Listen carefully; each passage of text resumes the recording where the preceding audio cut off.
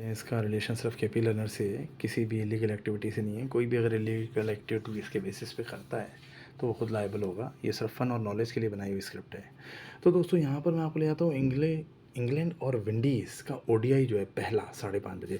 दोस्तों मैं आपको उससे पहले बता दूं कि यहाँ पर जो वैदिक जो है वो विंडीज़ का ज़्यादा साथ दे रही है। आज मैं आपको बताऊं, इंग्लैंड का तो साथ दे ही रही है, मगर जितना इंग्लैंड का नहीं दे रही उतना विंडीज़ का दे रही है। वैदिक कह रहा है दोस्तों, वैदिक हम सिर्फ पता करते हैं पोटेंशियल पता करने के लिए।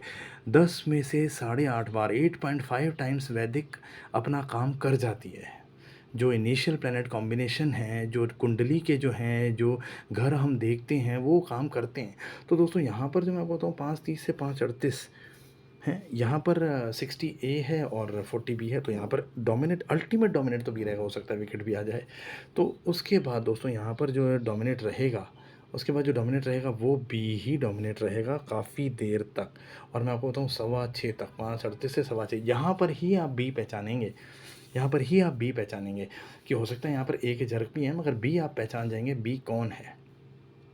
उसके बाद दोस्तों एक बहुत लंबा जोन 6:15 से 7:30, मतलब आप समझ लीजिए 2 घंटे होने को आए, 25-27 ओवर्स हो गए और बहुत बढ़िया टाइम जो है वो बी का है। तो बी तो आप ऊपर पहचान चुके होंगे, तो बी पर ही रहिए, क्योंकि अंत में जो विनर है वो केपी के हिसाब से वो बी ही है।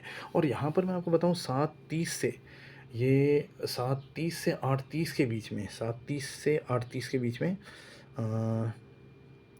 जो बहुत बढ़िया टाइम है यहाँ पर, जो दोनों को ही जा रहा है, दोनों को ही जा रहा है, ए भी है बी भी है। तो यहाँ पर आप देखिए ए दम दिखाएगा अपना। मगर उसके बाद दोस्तों आप 5:30 से आप सोचो 3.5 घंटे चलेगी, तो 9 बजे तक तो इनिंग जाएगी, तो वो ए बी ही डोमिनेट है। सेकेंड इनिंग में भी आप देखिए बी ही नोड भी बी को ही सपोर्ट कर रहा है, आगे भी बी ही है। तो मैं आपको बताऊँ कि ये मैच जो है बोथ साइड जाने का चांस तो है, चांस नहीं है बोथ साइड जाने का वैसे, मगर ऊपर नीचे होने का चांस है, ऊपर नीचे होने का चांस है। क्योंकि बी जहाँ पे है वहाँ ए पोटेंशियल तो लगा रहा है, और नोड जो है सर, नोड की टेंडेंसी होती है दोनों तरफ ले जाता है मैच को, तो नोड कुछ अप डाउन कर सकता है दोस्तों। तो मैं यहाँ पे बोलूँगा कि आपको जो इनिशियल ने, मैं आपको मना नहीं करूँगा, इनिशियल ने माइनर कीजिए, इनिशियल माइनर कीजिए, और आप पहचानिए 6:38 से 5:38 से 6:15 के बीच में आप पहचानिए कि बी कौन है। आप देखिए 70% का स्केल है, आप देखते हैं 70% में भी 10 ओवर में, अब 10 ओवर तो होंगे नहीं, 8 मिनट निकल चुके हैं, तो ऑल ओवर आप देख लीजिए कि 10 ओवर में 45 रन हो जाते हैं और विकेट कम जाते हैं, तो बैटिंग डोमिनेट है। और अगर बैटिंग जो है बिल्कुल ही नीचे रह जाती है और विकेट ज़्यादा आ जाते हैं, 3 से भी 3-3.5 की रन रेट रहती है और विकेट ज़्यादा आ जाते हैं, तो बॉलिंग डोमिनेट है। और अगर बैटिंग एक्स्ट्रा परफॉर्म कर देती है तो आप देखिए ओवर परफॉर्मेंस है, वो पुश बैक का सिस्टम होता है इसमें, कि ओवर परफॉर्मेंस होगी रन रेट से ज़्यादा ही चली जाएगी। अब देखिए कई बार हम मैसेज नहीं कर पाते हैं, आपको अंदाज़ा लगाना पड़ता है। 70% में जो क्राइटेरिया है, अब 80% में बढ़िया खेल रहा होता है, लोग खुश हो जाते हैं, अरे वाह ये तो बहुत बढ़िया खेलता है, 80% में 12 की रन रेट, अरे वो पुश बैक का विकेट आने वाला है, तो आप जल्दी से जल्दी सेफ हो जाएंगे तो बहुत ज़्यादा बेटर रहेगा।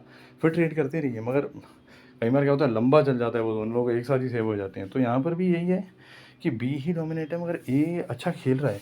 और जो वैदिक है मैंने आपको पहले बता दिया, वैदिक में इंग्लैंड तो है ही, मगर विंडीज़ भी कम नहीं है, विंडीज़ उल्टे ज़्यादा है।